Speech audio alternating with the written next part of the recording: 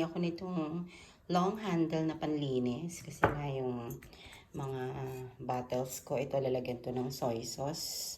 Hindi siya malinis yung dulo. Hindi maabot nung isang panglinis ko. Ito kasing vinegar tsaka yung sa oil ko, walang problema. Hindi yan nagkakastain. Pero yung sa soy sauce, yun talaga yung nagkakastain. So, kailangan ko ng ganito. Silicone. Ito gagamitin ko sa kitchen. Mukha siyang wood pero hindi. This one is wooden handle. Ito para sa CR ko. Ito naman yung para sa kitchen ko. Kasi yung ginagamit ko steel wool. Minsan kasi may mga gusto ko abutin na mga sulok. So ito maganda. Ang ginagamit ko kasi yung used na toothbrush para doon sa mga sulok-sulok. Pero maganda rin to kasi yung bilog yung dulo niya. So maganda siyang ikuskus na ganun. Tsaka aesthetic pa yung itsura niya. Diba?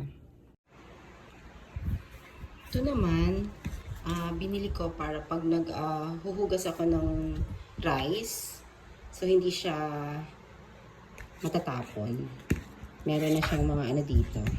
Kasi pag sa rice cooker, so isasalin mo na lang from here.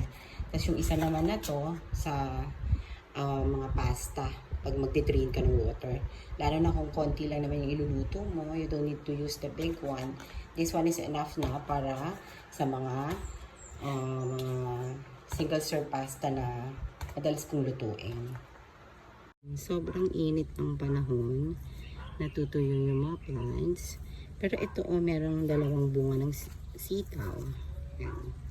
Tapos meron pang mga maliliit. So kukunin ko na to kasi magpapakbit ako. Ilalagay ko na siya.